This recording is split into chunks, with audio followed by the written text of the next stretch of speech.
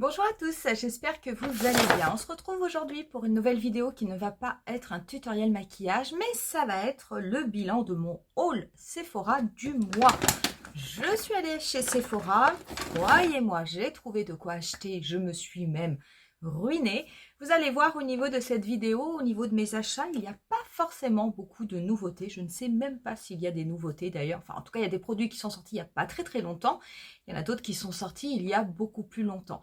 J'ai eu envie, comme en août, il n'y a quand même pas particulièrement de sorties. J'attends la palette Mini Starlet comme beaucoup d'entre vous. Mais sinon, c'est vrai que le mois d'août, en général, il se passe pas grand-chose dans les sorties cosmétiques. Du coup, je suis allée faire un tour au niveau de ma wishlist et de mes produits favoris. La longueur de ma wishlist est absolument indécente et c'est vrai que j'ai eu envie d'acheter quelques produits que j'avais mis dans cette wishlist il y a pas mal de temps et que je n'avais pas acheté. Pourquoi je ne les avais pas achetés? Tout simplement parce que ce sont des produits qui ne font pas partie d'éditions limitées et c'est vrai qu'il y a tellement de sorties au niveau de la cosmétique et il y a aussi tellement de sorties en édition limitée. En général, je privilégie les éditions limitées pour pouvoir obtenir le produit et je mets les collections permanentes un petit peu de côté. Donc aujourd'hui, j'ai acheté quand même pas mal de produits de collection permanente. Vous retrouverez au niveau de la barre d'infos la totalité des liens des produits que je vais vous montrer, que j'ai acheté. Et on va commencer tout de suite par un petit produit, un petit fard mono Colorful Metal Effect de Sephora. Vous savez que j'aime beaucoup cette collection, j'aime beaucoup ces fards mono.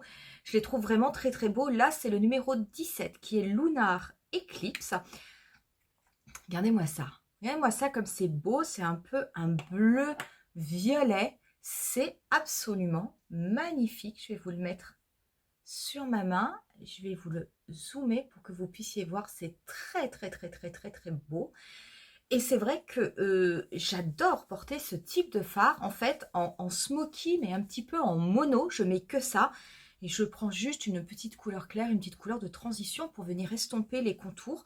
En général, ce sont des maquillages, quand je les fais, qui sont extrêmement rapides, mais c'est tout de suite très impactant. Ça a beaucoup d'effets, c'est très joli. Et j'adore les produits Sephora Collection, ces petits fards mono. J'ai vraiment une collection qui commence à devenir assez importante et très honnêtement, je les utilise extrêmement régulièrement parce qu'ils sont pas chers et je trouve qu'ils sont vraiment de très bonne qualité. Autre produit que j'ai pris au niveau de la marque Chanel, j'ai pris un rouge à lèvres, c'est le rouge Coco Flash. Et moi, j'ai pris la teinte 54, qui est la teinte Boy. Cette teinte Boy, on la voit très souvent au niveau des réseaux sociaux. C'est une teinte, c'est vraiment un vrai nude, mais qui est absolument magnifique, qui apparaît comme quasiment transparent au niveau de ma main. Vous voyez, je l'ai mis là. Mais qu'est-ce qu'il est beau. Franchement, qu'est-ce qu'il est beau. C'est vraiment une teinte qui est très belle. Il apporte de la luminosité. J'aime beaucoup parce que sur les lèvres, c'est vrai qu'il est presque imperceptible et ça fait vraiment un très joli effet. C'est quelque chose d'assez classe. C'est une teinte vraiment qui va absolument à tout le monde, que vous pouvez porter tout à fait avec des maquillages neutres, que vous pouvez porter également avec des maquillages beaucoup plus intenses si vous avez envie d'avoir les lèvres légères. Ça faisait un petit moment que je le voulais, ce boy. Et puis là, finalement, eh bien, je me suis laissée tenter. Autre achat que j'ai fait, je suis allée au niveau de la marque Armani. J'achète pas souvent des produits Armani. Et là, je me suis laissée tenter par des fards liquides pour les yeux. J'en ai pris 4. Au niveau de ces fards pour les yeux, il faut savoir que vous allez avoir plusieurs finis. Vous allez avoir des finis mat, des finis métallisés, des finis irisés. Je n'ai pas pris de finis mat. Moi, j'ai préféré prendre des teintes métallisées et des teintes irisées pailletées. Qu'est-ce que c'est beau! Je les ai essayés en boutique. Franchement, le rendu sur l'œil est classe. Ce sont des ombres à paupières liquides qui peuvent vraiment, et qui pour moi, quasiment doivent être utilisées seules, tant elles sont belles, tant elles se travaillent bien. La première que j'ai pris, j'en ai pris 4, mais je vais vous faire également les swatchs. C'est la teinte pétrole, c'est cette teinte bleue. Alors quand on le voit comme ça, on a l'impression que c'est très intense. Ça fait penser également aux produits de R.E.M. Beauty au niveau des ombres liquides pour les yeux. Ça n'est pas pareil. Alors moi qui ai les deux, j'ai la teinte bleu au niveau de R.E.M. Beauty, maintenant je l'ai au niveau d'Armani. Je peux vous dire tout de suite que ça n'est pas du tout le même produit. Voici au niveau de la teinte bleue, mais regardez-moi ça. Je ne l'ai pas travaillé ni au doigt ni rien du tout. J'ai juste mis 2 coups de pinceau. Vous voyez, c'est un produit qui se dépose de façon extrêmement homogène au niveau de la peau, qui reste, bien sûr, qui est lumineux, qui est bleu, mais qui est tout en transparence. J'adore ce produit parce que c'est très très beau sur l'œil, ça n'est pas trop, ça vraiment, mais franchement, c'est surtout la façon dont ça se travaille quand vous le déposez avec le pinceau, l'embout applicateur. Alors, vous pouvez tout à fait vous servir de l'embout applicateur, hein. Moi, je m'en suis servi, hein. Je ne me suis pas servi du pinceau, hein. C'est super. Je veux dire, franchement, ça se dépose avec beaucoup de facilité. C'est vraiment de la très bonne qualité. Je ne vous dirai pas que les produits d'Heroic Beauty ne sont pas de bonne qualité. Déjà, ça n'est pas le même prix. Mais par contre, c'est un petit peu plus épais. Je veux dire, la matière à l'intérieur est un petit peu plus épaisse. Et c'est vrai que pour le travailler, c'est un petit peu plus difficile. Heroic Beauty, il vaut mieux déposer des couches fines et éventuellement en déposer d'autres par-dessus si on veut avoir de l'intensité. Alors que là, c'est quand même quelque chose que l'on peut déposer et laisser tel quel sur l'œil si on veut avoir de l'intensité, et il ne va pas y avoir d'effet matière, d'amas de produits, donc pas du tout. La deuxième teinte que j'ai pris, mais regardez-moi ça, c'est le numéro 26, c'est la teinte Copper. Pareil, je vous la mets sur ma main, c'est... Regardez, regardez cette teinte, pareil, extrêmement, extrêmement jolie. Et moi, ce que j'aime bien, c'est que quand vous déposez comme ça 2-3 coups de pinceau, vous avez un produit qui se dépose, mais de façon uniforme. Il n'y a pas de traînée, il n'y a pas de trou. Donc, c'est vraiment un très, très bon produit. Les deux autres teintes que j'ai prises sont des teintes, on va dire, un petit peu plus classiques. La première, c'est une teinte taupe qui porte le numéro 10. En fait, elle s'appelle Chestnut. Donc, elle est comme ceci, mais pareil, elle a un petit côté métallisé.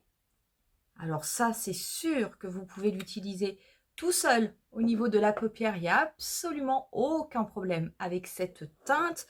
Et la dernière teinte que je vais mettre à côté, qui est la teinte 12, qui est la teinte Shell. On est sur une teinte beaucoup plus claire, mais pareil, qui a des petits effets. Je vais la mettre à côté de la teinte taupe. Voilà, vous l'avez ici. C'est vraiment très très beau. Alors les deux peuvent très bien se combiner si vous voulez en mettre un au niveau du coin interne. D'ailleurs, ça peut se combiner aussi avec le bleu, hein, ce type de teinte. Mais très franchement, c'est très très beau. Donc du coup, eh ben, j'ai décidé de me laisser tenter. C'est vrai qu'il fait... Il fait encore beau et l'été, très souvent, j'aime quand même porter des maquillages quelquefois qui sont assez rapides, avec des produits qui vont tenir. Et ça, je peux vous assurer que pareil, ce sont des produits qui vont sécher et qui vont rester en place, mais ce sont des produits qui ne vont pas du tout craqueler. Donc en été, c'est absolument l'idéal. Par contre, c'est vrai que c'est tellement classe sur l'œil. Si vous avez envie le matin de vous maquiller rapidement, ou si vous n'êtes pas toujours à l'aise avec certains types de maquillage, sachez que ce type de produit peut tout à fait vous permettre de façon très rapide et de façon très facile d'arriver à un maquillage qui soit qui fasse très chic et quelque part très travaillé. Après, j'ai pris des palettes qui étaient dans ma wishlist depuis tellement longtemps. Je pense qu'elles étaient dans ma wishlist depuis la sortie des palettes. À mon avis, ces palettes sont sorties il y a 2 ans, voire 3 ans. C'est au niveau de Fenty Beauty. C'est vrai que Fenty Beauty, depuis quelque temps, ne sort plus de palettes. C'est plutôt, elle est plutôt au niveau des rouges à lèvres ou éventuellement des produits pour le visage. Et par contre, les palettes, c'est un petit peu mis en suspens. Eh bien, écoutez, j'ai envie de vous dire, c'est pas plus mal parce que comme ça m'a laissé l'opportunité de pouvoir acheter certaines palettes de Fenty que j'avais envie d'avoir depuis longtemps. Et j'en ai pris 3. Et bien oui, quand on aime, on ne compte pas.